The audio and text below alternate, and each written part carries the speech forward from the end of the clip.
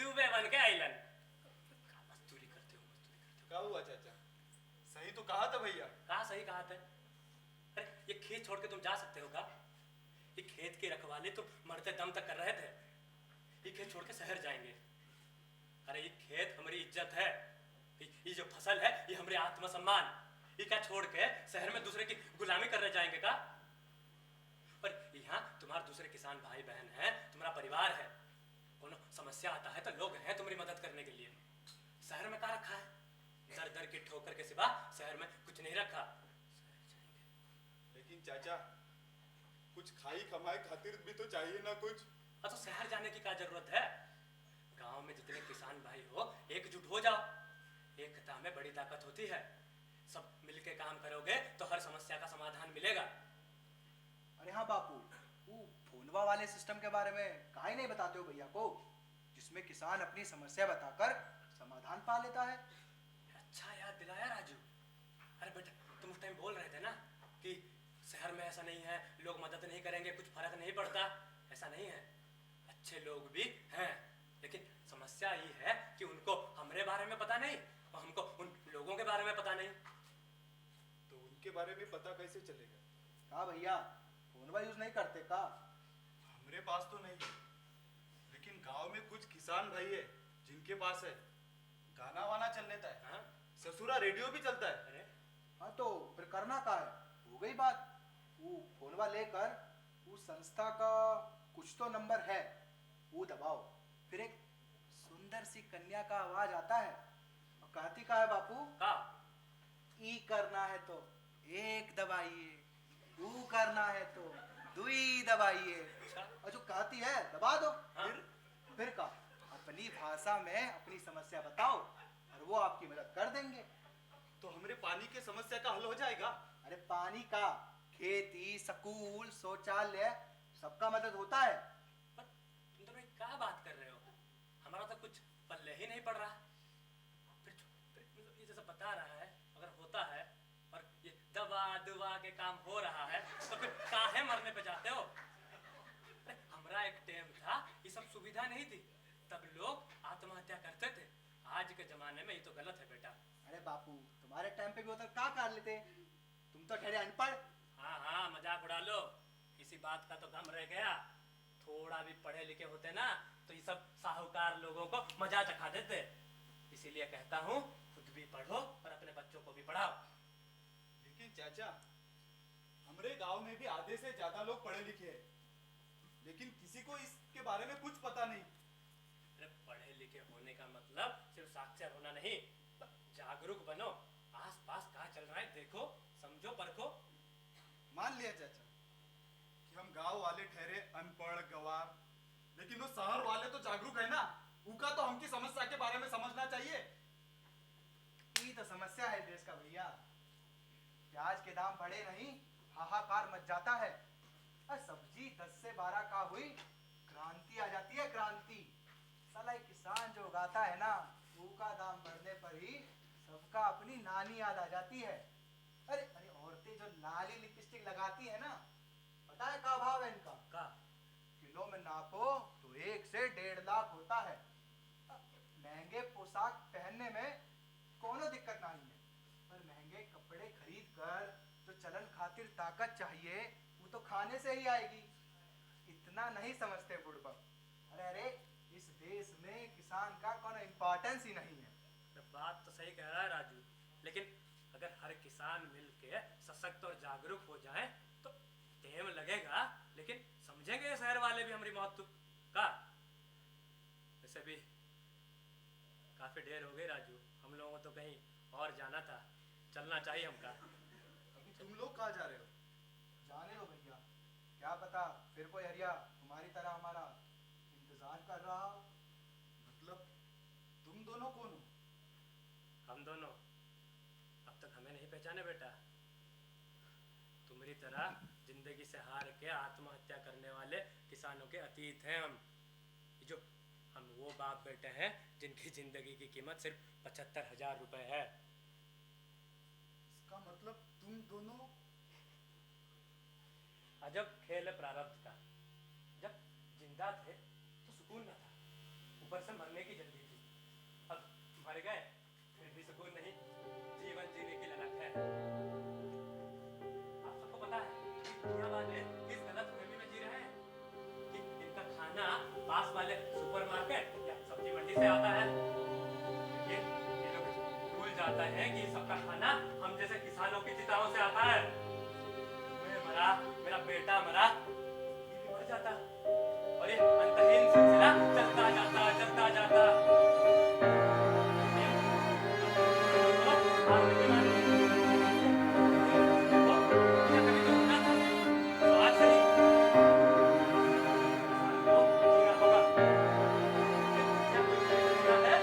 किसानों को जीवित रहना होगा, दुनिया को जीवित रहना होगा, दुनिया को जीवित रहना होगा, दुनिया को जीवित रहना होगा।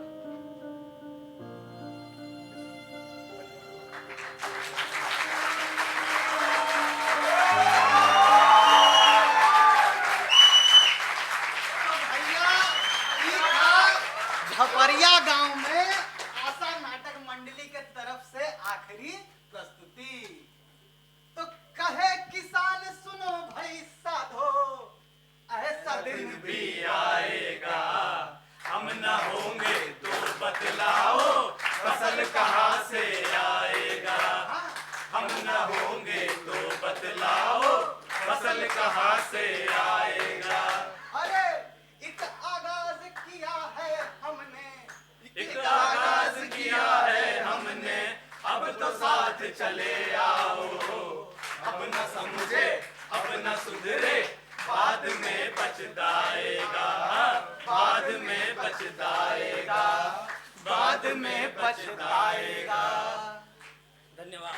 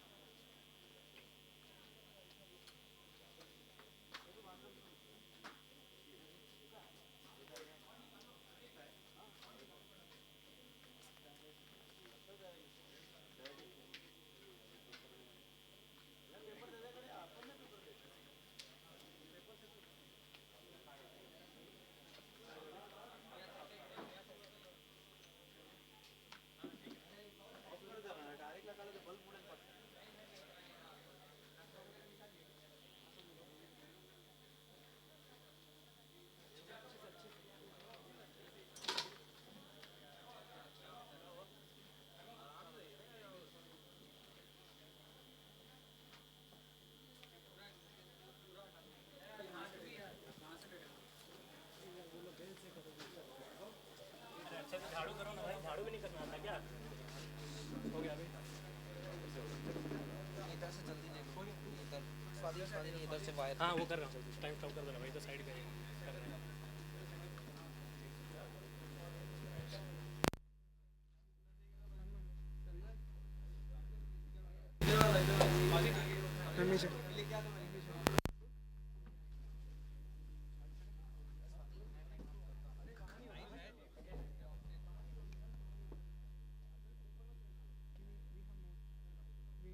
भी काम बिना पेपर के नहीं करते। आजकल किसका क्या भरोसा? क्यों चाचा जी? बेटा वकील मैं हूँ और वकालत तुम कर रहे हो। ऐसी कोई बात नहीं चाचा जी, पेपर पे कोई बात होने से दिल को तसल्ली रहती है। अब वसीयत को ही देख लीजिए, पिताजी ने अपनी सारी संपत्ति, सारी जायदाद, तो संपत्ति वसीयत में लिखे गए थे ना। हाँ, ये बात तो तुम सही कह रहे हो। अब तुमने वसीयत की बात कर ही दी है तो मैं तुम्हें तुम्हारे पिता की वसीयत सुना देता हूँ। पहले छोटू को बुलाते रहो। छोटू को क्यों बुलाना है चाचा जी? चाचा जी कुछ चाहिए तो हमसे मंगा लीजिए। जितना कहा जाए उतना करो, छोटू को बुला के अरे लाओ। हम तो बस ये कह रहे थे कि वसीयत पढ़ने में छोटू क्या करेगा? उसमें तो तुम भी क्या कर लोगे? लेकिन चाचा जी ये हमारी निजी मामला है, इसमें छोटू बीच में ना ही पड़े तो ही बेहतर होगा ना। ये वसीयत तुम्हारे पिता की है और ये उनकी मर्जी थी। जब उनकी वसीयत पढ़ी जाए तो छोटू और तुम दोनों भाई मौजूद रहे, समझे? मनोज बुला के लो। लगा दो आवाज। छोटो, चाचा जी बुला रहे, बाहर आजा। अरे चाचा जी आपको भूख लगी है क्या? कहे तो खाना लगा दे। नहीं, अभी नहीं, अभी मैं वसीयत पढ़ रहा हूँ। तुम्हारे पिता एक खत भी छोड़ के गया था, पहले मैं वो पढ़ देता हूँ। अब्दुल, मुझे पता है ये काम तुम्हारे लिए थोड़ा मुश्किल होगा, लेकिन मैं तुम्हें ये जिम्मेदारी दे रहा हूँ। मेरे गुजर जाने के बाद मेरी जायदाद को मेरे बेटों में बांट दिया जाएगा, लेकिन उससे पहले उन दोनों को एक इम्तिहान से गुजरना होगा, ताकि मैं पहचान कर सकूं कि वो दोनों मेरी जायदाद के हकदार हैं या नहीं। मेरी जायदाद के बंटवारे से पहले मेरे दोनों बेटों को मेरे दोस्त अब्दुल हबीब और कृष्णा उर्फ छोटू का एक हफ्ते तक ख्याल रखना होगा, और अगर उन्हें किसी भी प्रकार का नुकसान पहुंचाया तो उन्हें मेरी जायदाद से बेदखल कर दिया जाएगा। अब्दुल और कृष्णा की सहमति के बाद ही मेरी वसीयत को खोला जाए। तुम्हारा मित्र हरिहर दास ठाकुर। ये क्या बकवास लिखा है? ऐसा थोड़ी ना होता है। ये बकवास नहीं, ये तुम्हारे पिता की आखिरी इच्छा है। इसका मतलब अगर हमें जायदाद में हिस्सा चाहिए तो एक हफ्ते तक आपकी और इस छोटू की सेवा करनी पड़ेगी। तो अभी तक क्या मैं फारसी में पढ़ रहा था? पर ये तो गलत बात है ना। चाहे सही हो या गलत, यही है तुम्हारे पिता की आखिरी इच्छा, और अगर जायदाद में हिस्सा चाहिए तो बात माननी पड़ेगी।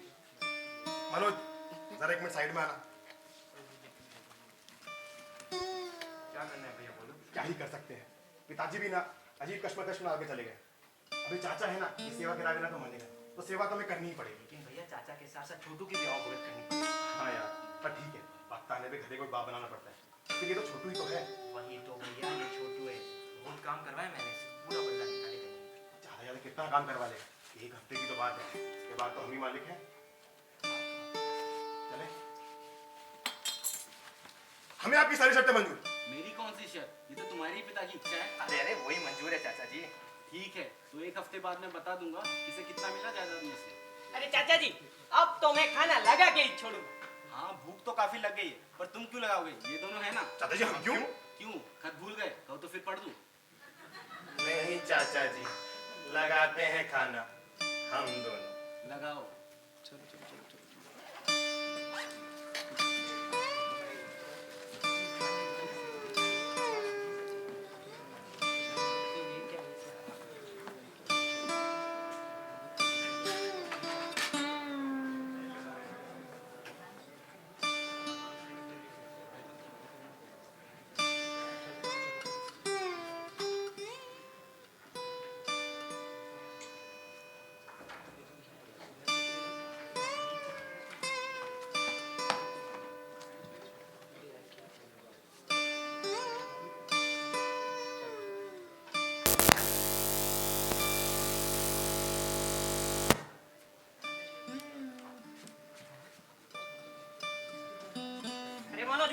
मनोज भैया उठ जाओ। दूध वाला है, जाके दूध लेके आओ। छोटू, मैं क्यों लेके आऊं दूध? अरे इतनी जल्दी भूल गए। चाचा जी, ओ चाचा जी। रुक रुक जाता हूँ। अरे भैया अब जा ही रहे हो दूध लेने तो थोड़ा ज्यादा लेके आना ना, आज खीर खाने का बड़ा मन कर रहा है।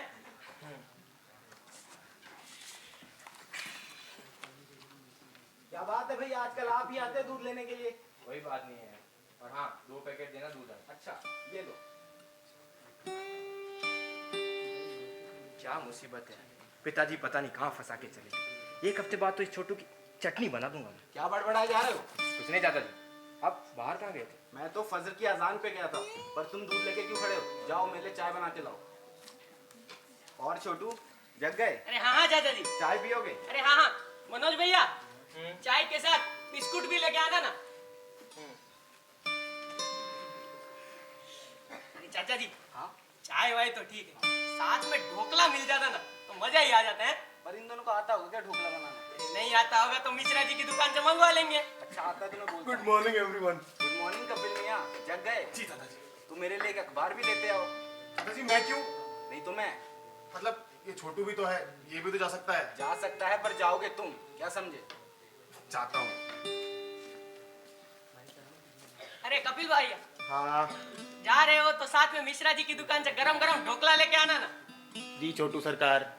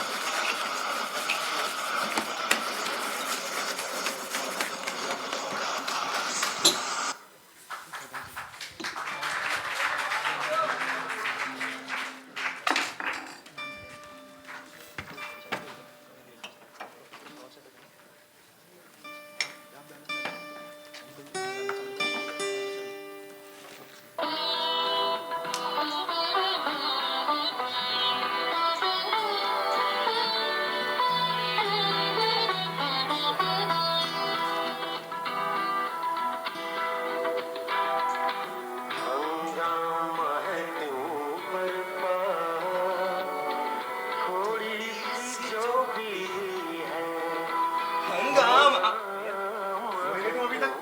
नहीं मैं बस नींद ही नहीं आ रही थी। लेकिन आपने जग गए भैया। जगह नहीं यार, जगा दिया गया। अब किसने जगा दिया आपको? और कौन जगाएगा? छोटू और चाचा जी। फिर से कोई काम दे दिया क्या नहीं उन्होंने? नहीं, अरे वो एक तरफ चाचा जी खराटों की आवाज आ रही थी और एक तरफ छोटू के सपने दोष। ऐसे में कोई कैसे हो सकता है? अच्छा, तो अब क्या करोगे आप? क्या ही कर सकते हैं, ना तुम्हें नींद आ रही है ना मैं सो सकता हूँ। तो बेटा मनोज यूं, हाँ भैया बोलो। वो जो बोतल छुपा रखी है ना उसे निकालो और मेरे लिए भी एक पैक बना डालो। आप भी पियोगे क्या भैया? तो अभी क्या मैं कुछ और कह रहा था? ये छोटू की तरह काम कर करके तुम्हारा दिमाग भी छोटू की तरह हो गया। अरे मुझे लगा आप ऐसे ही मजाक कर रहे हो। दिन भर इतने मजाकों के बाद तुम्हें लगता है तुम्हारे ऐसा मजाक करूंगा मैं? हाँ भैया, दिन भर हमसे काम करवाते रहते हैं और रात में सोने भी नहीं देते। अरे अरे चीयर्स तो कर लेता। खैर उनके बारे में बात करके रात भी खराब है। चलो चीयर्स।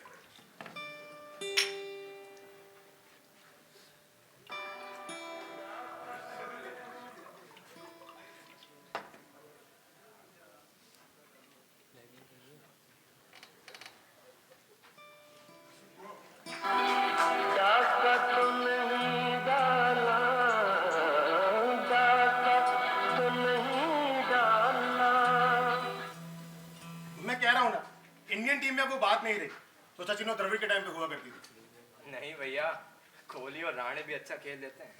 जो प्लेयर सचिन की तरह कवर ड्राइव नहीं मार पाते उन्हें तुम अच्छा प्लेयर कह रहे हो।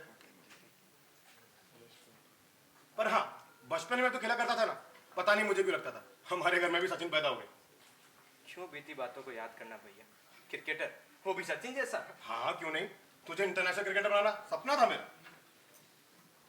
पर बहुत दुख हुआ था जब तेरा रणजी टीम में सिलेक्शन नहीं हुआ था। और वो अमीर बाप की औलाद, क्या नाम है उसका, हाँ विनय कुमार, उसने पैसा देकर अपना सिलेक्शन करवा दिया। सुना है आजकल आईपीएल वगैरह खेल रहा है। खेल कहा रहा है भैया, पानी पिलाने का काम करता है वो तो। पानी? हाँ हाँ भैया पानी। अबे पानी। खैर जो भी हो, जिस तरीके से तो बॉलर्स को पीटा करता था देख के अलग ही मजा आता था। ऐसा लगता कि हैला सचिन आ गया।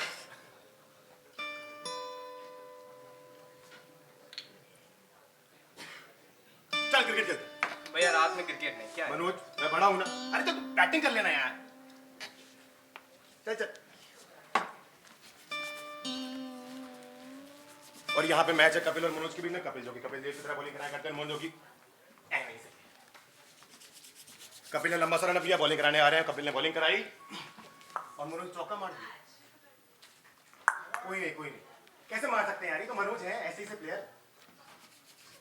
इस बार कपिल का निशान सीधे विकेट की तरफ है। वो सोच रहे हैं इन स्विंग कराएं क्या आउट स्विंग कराएं। बट उनसे इन स्विंग आती नहीं, वो सीधी बॉल कराएंगे। मनोज ने उठा दिया, जा रहा है और एक छक्का। पहली बार किसी बॉलर को छक्का पड़ते खुश होते हुए देख रहा हूँ भैया। मेरी खुशी तू नहीं समझ पाएगा। चल आज के लिए बहुत हो गया। क्या भैया, बचपन में तो घंटों तक बॉलिंग करवा दिया करते थे, अभी इतना जल्दी थक गए। मैं बोल रहा हूँ बूढ़े हो गए हो आप। अबे ओए, बूढ़ा होगा तेरा बाप। हाँ वो तो थे, इसीलिए चल बसे। हाँ यार, पिताजी नहीं रहे। जानता है मनोज, जब मैं यूएस में था ना, मैं पिताजी को बहुत याद किया करता था। 2 साल से ऊपर हो गया था उनसे मिले हुए। सोया था इस बार दिवाली में रोहन और किरण को लेके आऊंगा। पूरी फैमिली साथ में दिवाली बनाएगी, तू, मैं, चाचा चाची, हम सब। और रोहन कितना लाडला था ना वो पिताजी का। याद है जब वो पैदा हुआ था, पिताजी ने पूरे मोहल्ले में लड्डू बांटे थे। जिगर का टुकड़ा था वो। पिताजी अपने आखिरी समय पे उसे भी नहीं देख पाए। भैया आप सिर्फ बोलते रहते थे कि दिवाली पे आऊंगा, होली पे आऊंगा, लेकिन आप कभी आए नहीं। चाचा जी सच ही बोलते, सारे रिश्ते भूल चुके हो भैया। मनोज ऐसा नहीं है कि मैंने कोशिश नहीं की, पर अब उन अंग्रेजों को कौन समझाए दिवाली क्या होती है। क्यों भैया, लादेन ने मनाई तो थी दिवाली। चल छोड़, पुरानी बातों को क्या ही आता है। पर हाँ, मैं चाहता तो था तू द्रविड़ जैसा क्रिकेटर बने। भैया अभी तो सचिन बोले थे, मैं डिसाइड कर लूं सचिन की द्रविड़। जो भी हो, अब तो तू उन दोनों में से कुछ नहीं बन सकता ना। तो भैया उसमें क्या मेरी गलती है? नहीं, तेरी गलती नहीं है। और मैं शायद समझ भी सकता हूँ तुझ पे क्या बीती होगी।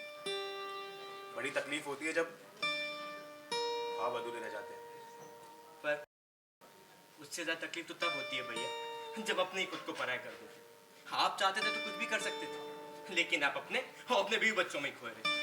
आपको तो शायद ये भी याद नहीं होगा कि 2 बूढ़ी आंखें अपने बेटे, अपने पोते को निहारने के लिए तरस रही थी। आप तो शायद ये भी भूल चुके थे कोई आपको अपनी जिंदगी की उम्मीद बना के बैठा। मनोज ऐसा नहीं कि मैं नहीं आना चाहता था,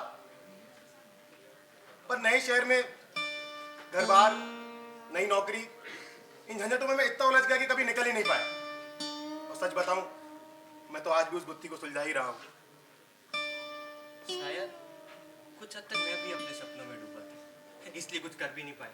और अभी जो एक्सपोर्ट इंपोर्ट का काम शुरू किया ना भैया, मानो कि एक बेजान सा शरीर जो बिना रूह के चले। बेजान शरीर, रूह, भाई हो क्या गया है तुझे? और ये काम तूने अभी शुरू किया है ना, अभी ऐसे ही करेगा तो आगे कैसे कर पाएगा? भैया आगे कुछ कर पाऊंगा ना कर पाऊंगा ये तो मुझे पता नहीं, लेकिन इतना जरूर जानता हूँ जो मैं करना चाहता था ना वो कभी नहीं कर पाऊंगा। मेरा भी सपना था कि कभी इंडिया वर्ल्ड कप जीते और उसका जो विजय रन जो ना छक्का मार के जिताऊंगा। ख्वाब तो मैंने ही बहुत देखे थे मनोज बाबू। पता है बचपन में मैं चाहता था एक बहुत बड़ा बिजनेसमैन बनूं। मेरे नीचे हजारों लोग काम कर रहे हैं, नौकर हो, चाकर हो, एकदम राजा सी जिंदगी हो मेरी। पर कैसे? सबके लिए चाहिए था पैसा, जो हमारे पास कभी था ही नहीं। इसलिए जैसे यूएस में जॉब की अपॉर्चुनिटी मिली, मैं चल दिया अपने सपनों की तलाश में, ये सोच के कि शायद मेरे ख्वाब वहां पूरे हो जाएं। हाँ भैया, खास हमारे पिताजी के पास भी बहुत सारे पैसे होते ताकि अपनी जरूरतों को पूरा करने के सपने नहीं देखने पड़ते कभी। अब जीते जी तो पैसे दे नहीं पाए, हम मरने के बाद नौकरों एहसास बना रहे, वो भी अपने ही घर। सोचा था जायदाद के कुछ पैसे आएंगे, उससे नया बिजनेस डाल लूंगा और फिर बाद में तुझे भी साथ में लगा लूंगा। लेकिन भैया उस यूएस की जॉब का क्या फिर? यार मनोज, यूएस की जॉब में सब है, पैसा, अच्छी गाड़ी, अच्छा घर भी, पर पता नहीं क्यों बड़ा अकेला अकेला सा लगता है। वाह बेटा वाह, बड़ा अकेला अकेला लग रहा है ना तुम्हें। चाचा जी आप जागे? क्यों नहीं जगना चाहिए था? नहीं मतलब आप आए कब? जब तुम दोनों अपने बाप को अपने सपने ना पूरे होने का जिम्मेदार ठहरा रहे थे ना, तब। चाचा जी हम तो बस बात कर रहे थे कि पिताजी अमीर होते तो हमारी जिंदगी क्या क्या हो सकती थी। क्या होती, बोलो, तुम बोलो। शायद अपनी जिंदगी चैन से जी पाते। तो भी कौन सी तुम्हारी जिंदगी जहन्नुम हुई पड़ी है। मेहनत नहीं करनी तुम्हें, सब कुछ थाली पे चाहिए। चाचा जी आप हमें मेहनत का पाठ पढ़ा रहे हैं और पिछले 5 दिनों से आप जो करवा रहे हैं उसे आप क्या कहेंगे। माफ कीजिएगा चाचा जी, इंसान है हम, ओलू के बैल नहीं जो आप हमें जोते जा रहे हैं। वो तो छोटू भी नहीं है ना, करता है ना वो इतना काम, तुम तो फिर भी तो हो। आप हमें छोटू से कैसे कंपेयर कर सकते हैं? वो नौकर है और हम मालिक। और एक बात बताइए, आप हमारे चाचा हैं कि उसके? यही तो फर्क है ना तुम दोनों और उसमें। तुम रिश्ते जताना जानते हो और वो निभाना। कौन सा रिश्ता नहीं निभाया चाचा जी? बस इतना बता दो, जब तुम्हारे पिता की मौत हुई थी कहाँ थे तुम? चाचा जी वो तो मैं हाँ बोलो। हाँ बता दो मनोज, जवाब तो दादाजी को। इसे पता नहीं ऐसा क्या पिताजी के साथ ही होगा। नहीं था, जब तुम्हारे पिता की मौत हुई थी ना, तो एक दिन तक लाश पड़ी रही थी उनकी। साहबजादे किसी बिजनेस डील पे निकले हुए थे। मनोज क्या चाचा सच कह रहे हैं? मनोज जवाब दे मेरे को। तुम क्या पूछ रहे हो? मरते हुए बाप तक को मिलने नहीं आए। मुझे पता ही नहीं था पिताजी इतने सीरियस है, वरना मैं तो आ ही जाता। बस बस सफाई पेश मत करो। तुम्हारे पिता काफी नेक दिल इंसान थे, पर उनकी किस्मत काफी खराब थी। जवानी में बीवी अल्लाह को प्यारी हो गई और बुढ़ापे में बच्चों ने साथ नहीं दिया। कल सुबह होते ही मैं तुम्हें वसीयत दे जाऊंगा। उसके बाद समझना तुम्हारा चाचा भी मर गया। चाचा जी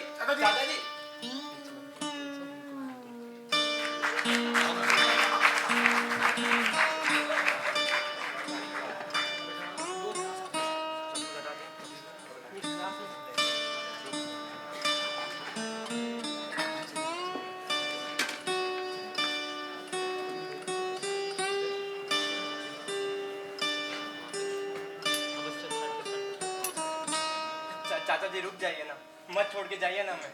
हाँ दादाजी, हम अपनी गलती पे बहुत शर्मिंदा हैं।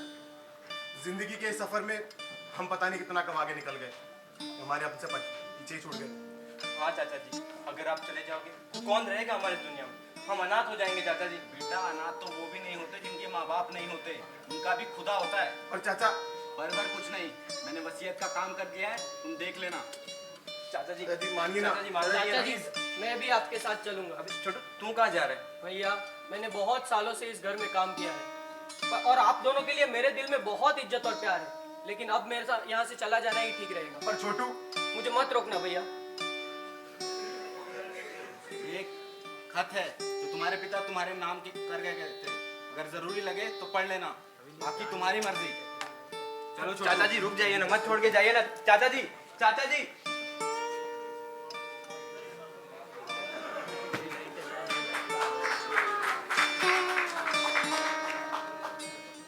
मुझे पता है तुम दोनों बहुत गुस्सा होंगे मुझसे। तुम्हारे मन में कई सवाल भी होंगे कि क्यों मैंने तुमसे नौकरों जैसा काम करवाया, क्यों मैंने तुमसे अब्दुल और छोटू की सेवा करने को कहा, क्यों मैंने सीधे तरीके से जायदाद तुम दोनों को न दे दी। पर अगर मैं ऐसा न करता तो तुम दोनों भाई कभी सीखते ही नहीं कि जिंदगी में रिश्ते कितने ज़रूरी होते हैं। चाहे वो कोई भी रिश्ता क्यों ना हो, एक दूसरे के लिए प्यार और इज्जत के बिना नहीं टिक सकता। मैं ये भी जानता हूँ कि कहीं ना कहीं तुम मुझे जिम्मेदार मानते हो कि मैं तुम्हारे सपने पूरे ना कर सका, पर क्या करता, ईमानदार जो ठहरा। पर फिर भी तुम दोनों ने अपने लिए बहुत अच्छे रास्ते ढूंढ निकाले। कपिल, अमेरिका जाके इंडिया को मत भूल जाना और रोहन को भारतीय तौर तरीके जरूर सिखा देना। बेटा मनोज, तुमसे बस इतना ही कहूंगा कि सपने टूट जाने पे दुखी होना चाहिए, पर उसे मन का बोझ बनाकर जिंदगी नहीं कटेगी।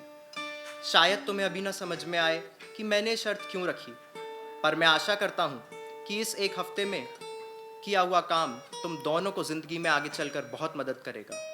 तुम्हारा पिता हरिहर दास ठाकुर।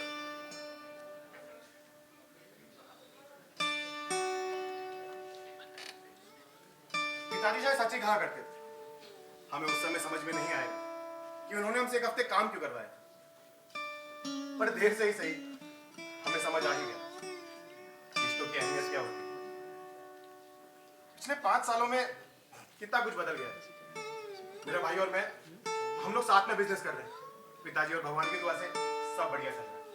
मेरा बेटा रोहन मेरे भाई का सपना पूरा कर रहा है। हाँ, क्रिकेटर बनने का। उसका मैच है, मनोज गया है उसके साथ। वो छोटू याद है आपको? उसे कितनी बार कहा मैंने बिजनेस में आके मेरा हाथ बढ़ा, पर उसे पता नहीं घर का काम करने में क्या ही मजा आता है। बिल्कुल पागल। पिछले 5 सालों से चाचा हमारे साथ ही दिवाली मना रहे हैं। मेरे पिता का हैप्पी फैमिली का सपना फाइनली पूरा हुआ। कभी कभी सोचता हूं तो लगता है पिताजी बहुत ही समझदार हैं। वसीयतें लोगों का घर तोड़ दिया करती हैं, पर उनकी एक वसीयत ने हमारे टूटे हुए घर को भी जोड़ दिया। चलता हूं, बहुत देर हो गई है, चाचा जी आने वाले हैं और घर का सारा काम पड़ा है। छोटू, अरे अब क्या हुआ बड़े भैया? खाना बना कि नहीं? अरे हाँ हाँ बना दिया है।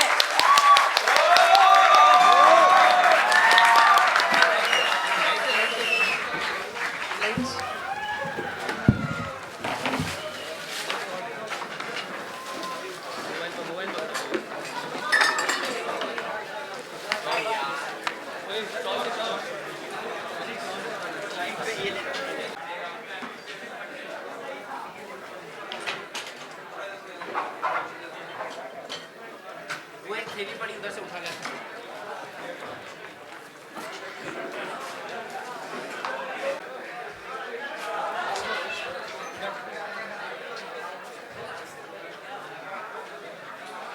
Thanks to you all for being such a great audience. We'll be announcing the results soon. Wait for the results. Thank you. Just wait for 15 minutes.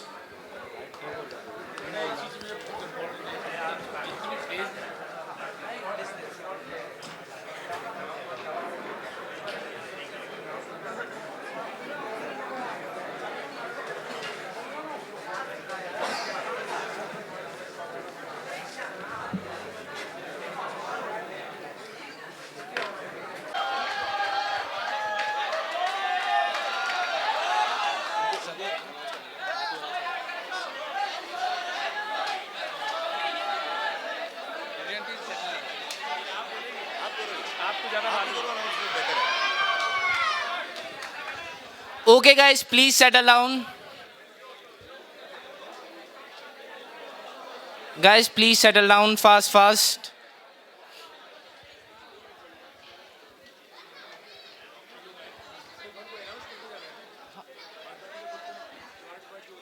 Sir award भी दे देना ना आप, है ना sir?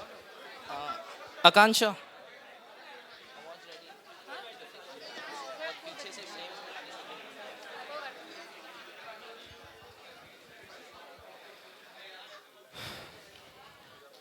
Okay, so first of all, it was a great GC. And to judge the GC, we have with us Viren Saxena sir, Ravi Mahashabde sir, and Amol Parashar sir. So let us start with the awards first. So the best original script award goes to slot 6, Hostel 12.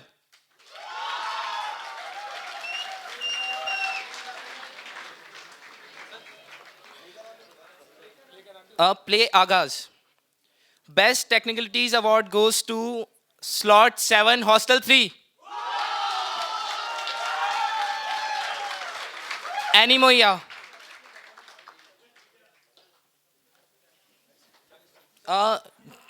जो है कोई award लेने आ जाओ stage पे please. Best original script hostel 12, best technicalities hostel 3. Best female actor award goes to H11 prosecutor.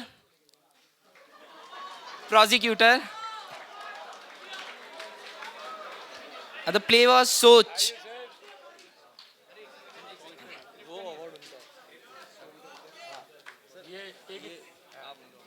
Hostel 11 से कोई आ जाओ stage पे. ये किसका है sir? Best script writer.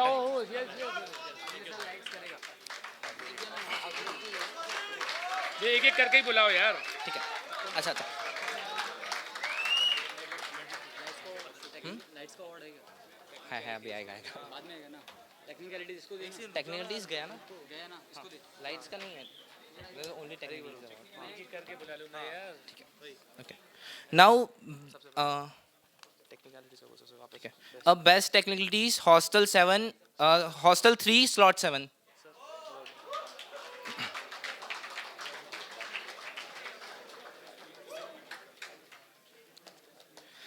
Best Male Actor award is shared by two persons, Swadhin and Ranjan.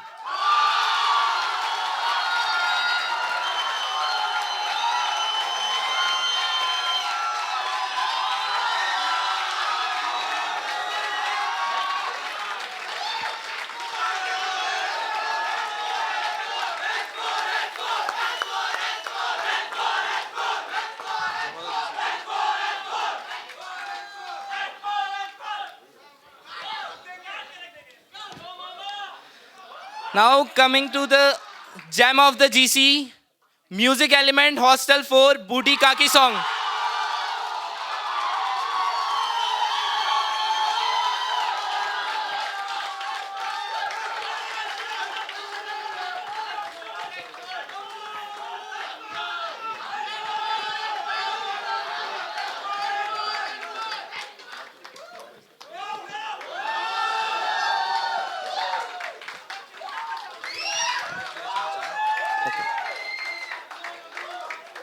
Best Direction, Slot 9H4. Munshi ji.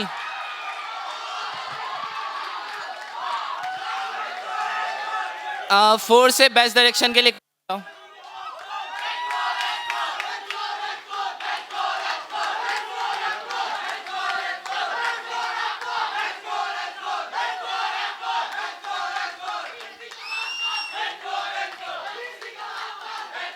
Okay, so now starting with the final standings of the GC.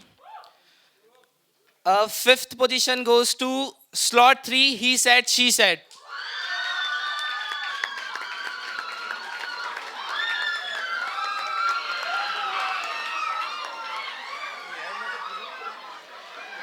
नहीं इनके लिए present नहीं है, इनके लिए present नहीं है, तो जस्ट अनाउंसिंग द पोजीशन. हाँ Varnali no presence. Fourth position goes to slot 5, पीले स्कूटर वाला आदमी.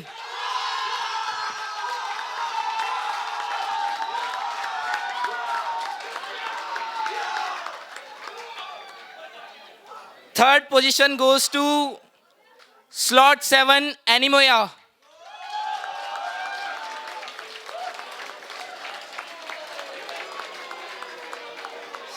Second position goes to slot 6, Agaz.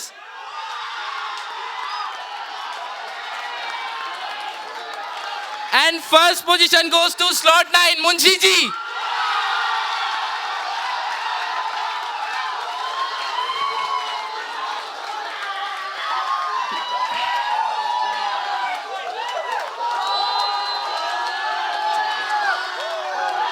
अच्छा अभी नीचे चला जाना. रंजन रंजन 2 मिनट नीचे.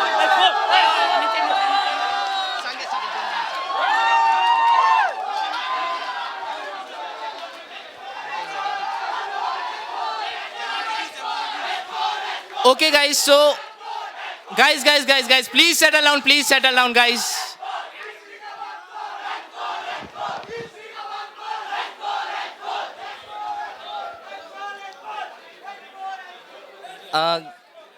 Guys, now we would like to take some general reviews from our judges. So I'll hand over to Viren Saxena sir. Sir, ये आपके.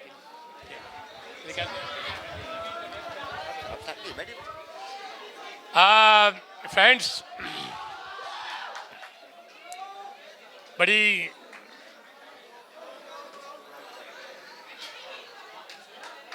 आप सब हेलो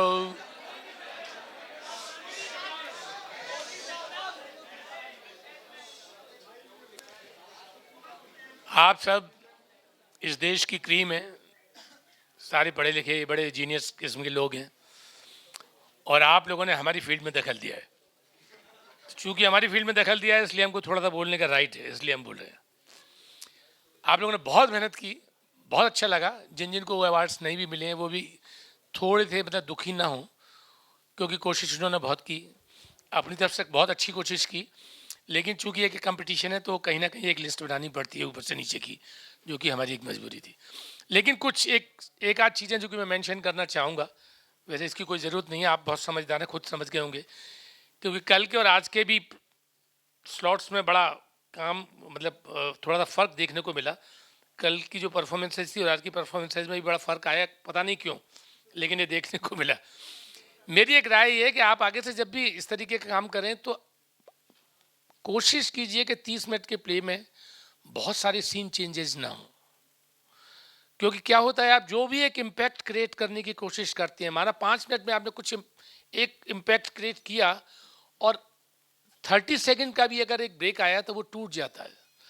उसका नुकसान आप में से बहुत सारे लोगों को हुआ है, जबकि आप लोगों ने बहुत अच्छे, कई लोगों जो भी महसूस कर रहे होंगे कि उनको कुछ नहीं मिला, उनके खिलाफ सिर्फ यही बात गई है कि उन्होंने खुद ही एक अच्छी सी एक सिचुएशन बनाई, एक पॉइंट तक पहुंचे और वहां जाकर के पूरे के पूरे इम्पैक्ट को और पूरे के पूरे सीन को ख़त्म कर दिया। प्लीज़ आगे से इस बात का ख्याल रखें। अब मैं चाहूँगा Shri Ravi. Thank you so much.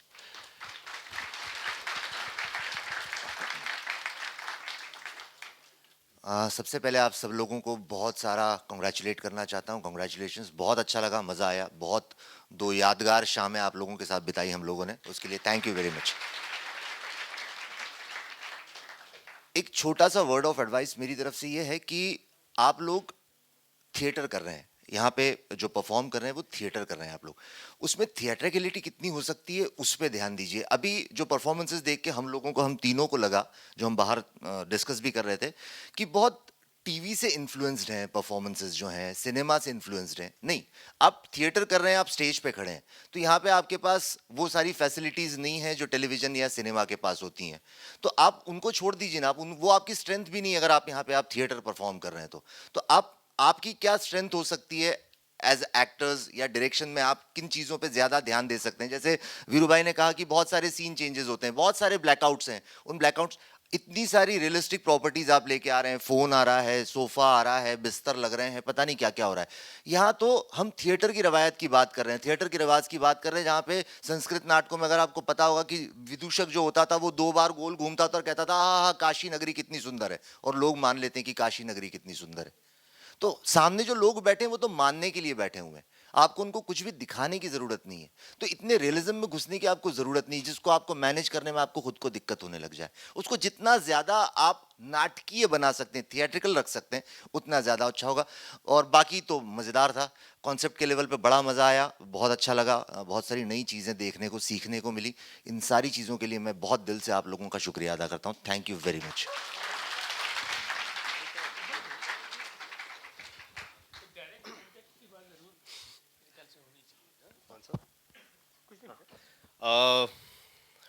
Not very long back, I was in your position, performing for judges, and they used to give out awards, and I used to blame them for when I didn't get the awards, and I used to be really happy with them when I got the awards, which is natural. But the thing is, after having gone through that, I know that there were 10 plays in the last 2 days, and all of you guys must have worked hard on the script, must have spent time deciding on what play to do, how to do it. So my only very small advice, having gone through it, having seen it, having done those mistakes myself, is just little bit more effort. Rehearsals are very important when you are coming on stage. And जो difference है plays का between the rehearsed plays and the not so rehearsed plays, it's वो दिख जाता है stage पे. It's very evident. It's very clear. And that's where you lose, because you have the right topics, you've chosen the right scripts, you have the right actors, you have the right equipment, but it doesn't come together beautifully, which I think, which it did for a couple of plays, Munshiji and Agaz. So I think that's just the small difference. There's not much difference between the talent as such. So that's all I want to say. Thank you.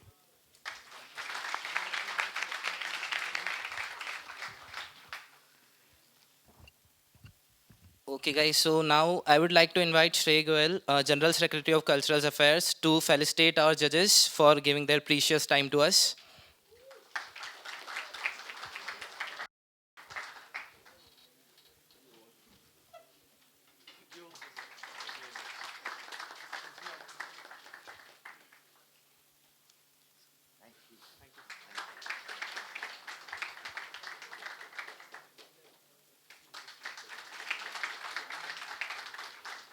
And I would again like to thank our judges for giving their time, and to you all for giving your time and being an awesome audience. Thank you.